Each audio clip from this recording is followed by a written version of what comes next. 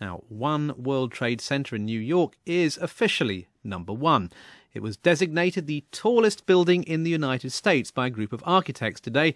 The needle on top of it counted as part of its height. That was the controversy. Well, in a moment, we'll be hearing from the chairman of the committee, which made that much-anticipated decision. First, though, to Chicago, whose Willis Tower, that's better known as the Sears Tower, has lost its crown as America's tallest building. So are visitors there bothered about becoming number two?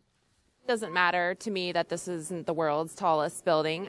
It's just semantics. It's just an important piece of our country, and that's what's important. I think it's really awesome because it's so high. I've never been in this world.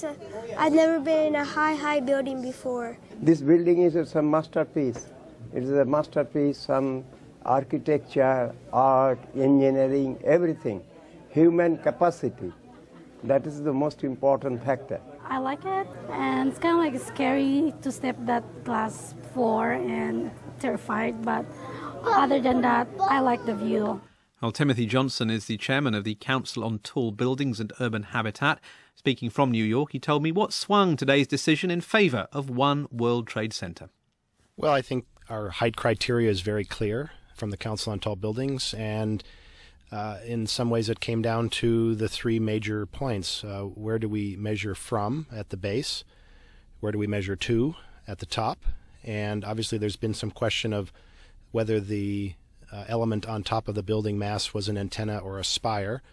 The first two we pretty quickly came to conclusion were in check with our criteria, and then we discussed whether the top of the building was a spire or an antenna, and we very clearly ruled that it was a spire. So that counted in the height that allowed the building to be 1,776 feet tall. Was there any political element in this? 1776 is, of course, the symbolic height, very pertinent year for the United States. Well, so we had 13 different countries represented in our meeting, so it certainly wasn't an all-U.S. jury. That height committee is made up of people from around the world and different disciplines. So I don't think in any way it was political. We have very clear criteria. We evaluated the building based on that criteria, and it came in at the height that we said.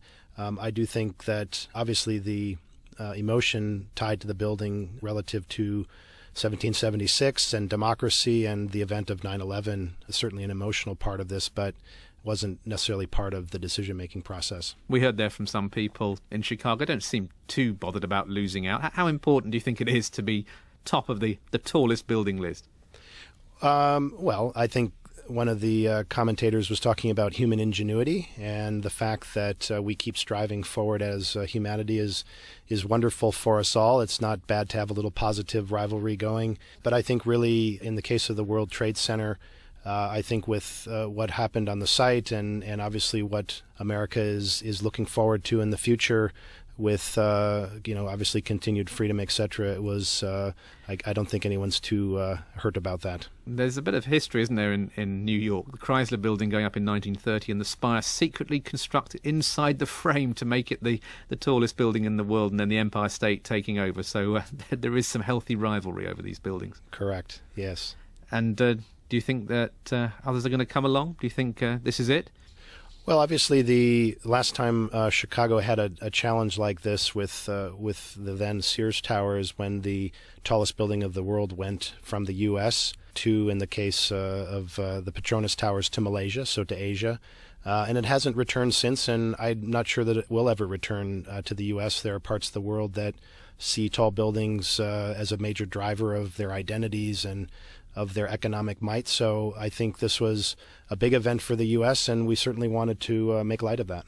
A big and a tall event. Timothy Johnson, the chairman of the Council on Tall Buildings and Urban Habitat, explaining to us why his organisation has decided that One World Trade Center is the tallest building in the United States. Do stay with us here on the BBC World Service. You're listening to NewsHour with James Kimarasamy.